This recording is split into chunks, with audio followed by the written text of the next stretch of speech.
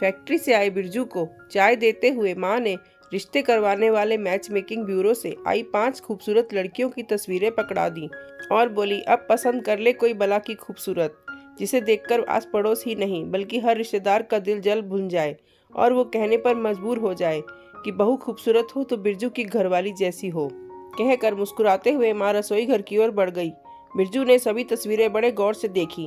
सभी लड़कियों की खूबसूरती एक से बढ़कर एक थी। उसे समझ में नहीं आ रहा था कि वो किसे हाँ कहे और किसे ना। तस्वीरों को हाथ में लिए वो अपने कमरे में पहुंचा तो देखा उसका बेटा चुपचाप खिलौनों के पास बैठा हुआ था। खिलौनों के ऊपर जमी हुई धूल को देखकर साफ पता लग रहा था कि सुमित इन खिलौनों से खेलना तो दूर उन्हें हाथ तक नहीं लगाता है।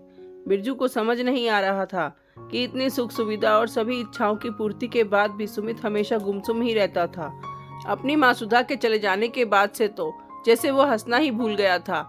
सुधा का स्मरण होते ही उसका ध्यान मेज पर रखी सुधा की तस्वीर पर चला गया। सांवले रंग की सुधा यूं तो घरेलू कामकाजों में निपुण थी, यही नहीं सभी को मान सम्मान देने में आसपास ही नहीं बल्कि रिश्तेदार भी उसकी प्रशंसा के कसीदे पढ़ते थे। मगर बिरजू उससे शादी करके खुश नहीं था। कारण उसे तो अपनी पत्नी किसी सुंदर अप्सराओं जैसी चाहिए थी, मगर सुधा सांवली थी। वो और उसकी माँ तो शादी के खिलाफ थे, मगर उसके पिताजी ने साफ साफ कह दिया था कि सुधा उसके स्वर्गीय दोस्त की बेटी है, उनकी देखी समझी हुई है, उसके साथ बिरजू की जिंदगी संवर जाएगी। और सांवला रंग तो भगवान का भी था, और ये रंग सुंदरता जिंदगी में मायने नहीं रखती। इंसान की सुंदरता मन से होती है और सुधा मन की सुंदर है।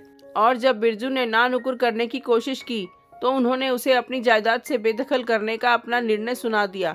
आखिरकार बिरजू पिताजी के आगे झुक गया, मगर शादी होने के बाद भी वो अक्सर कोई न कोई कमी निकाल कर सुधा को ताने देते हुए उसे काली होने का एहसास कराने से नहीं चूकता था। मगर वहीं सुधा मुस्कुराते हुए उसे पलटकर कोई जवाब नहीं देती, बस यही कह देती, शादी के पहले आप मुझे देखने आए थे, तब आपको मेरे सांवली रंगत नजर नहीं आई थी? उस समय तुमने मेकअप भी तो किया हुआ था, कैसे पता चलता? मैं तुम्हारे जाल में फंस गया। एक दिन नशे में बिरजू ने इसी तरह सुधा को बुरा भला कहा और साथ ही कह डाला कि तुम एक ग्रहण हो जो मेरे जीवन में लगी हो।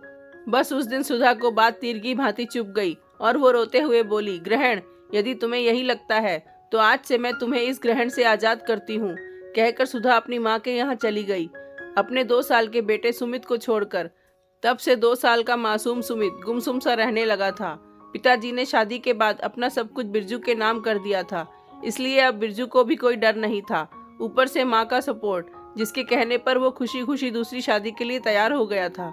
इसी सिलसिले में मैच मेकिंग ब्यूरो ने उसके लिए खूबसूरत लड़कियों के रिश्ते सजेस्ट किए थे।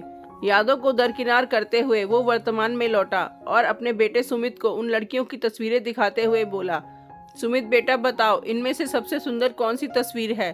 सभी तस्वीरों को थोड़ी देर उलट पुलट करने के बाद वहीं छोड़कर सुमित उठने की कोशिश करते हुए मेज पर रखी अपनी माँ सुधा की तस्वीर की ओर देखने लगा। ये देखकर बिरजू एकदम चौंक उठा।